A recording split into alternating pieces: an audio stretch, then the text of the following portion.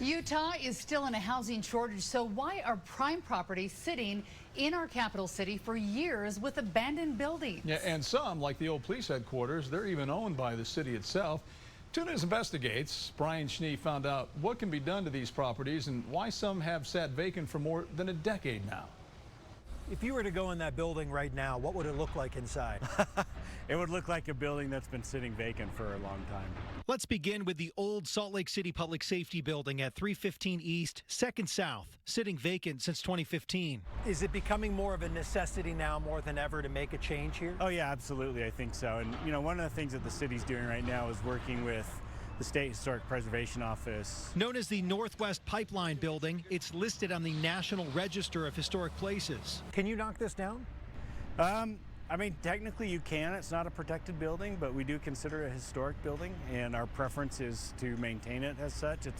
It's one of 2 international-style skyscrapers in the city. Prior development plans fell through, and the city hopes some short-term improvement could include using the parking lots for something like a food truck court while they figure out how to proceed. Sounds like this is a challenging building for you. It is, you know, and I think it's also, you know, somewhat frustrating too. We'd love to be able to get this further along in that process. Another one of the city's vacant buildings is the mural-filled Fleet Block within the Granary District. How long has this building been vacant? About 15 years, a long time. Yeah, it's had a number of different, it's gone through a number of different development proposals, or at least starts and stops. It seems like the goals of the block always change.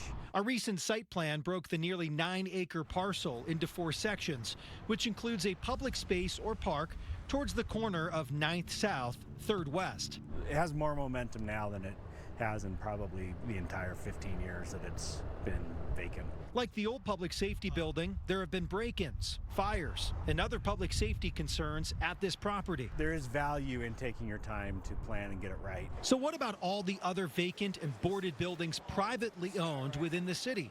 Most of the time we have around 100 boarded buildings on record across the city.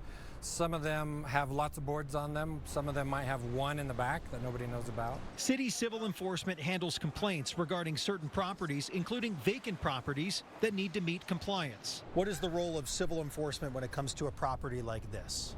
So civil enforcement's role in boarded buildings is that when we receive a complaint from the neighborhood, we send the property owner a notice and order.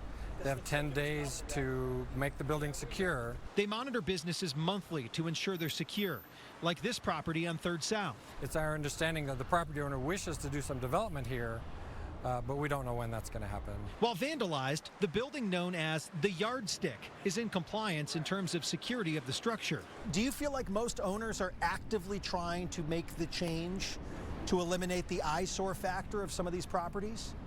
Yeah, I think for the most part, property owners are moving quickly on the abandoned buildings. In today's market, properties are more valuable than ever. That property on 3rd South has had a permit request for demolition in review since early 2021. To learn more about the vacant properties operated by the city or the city's redevelopment agency, head to KUTV.com. There you can also find out how to report compliance concerns with vacant properties in your neighborhood. Brian Schnee, KUTV 2 News.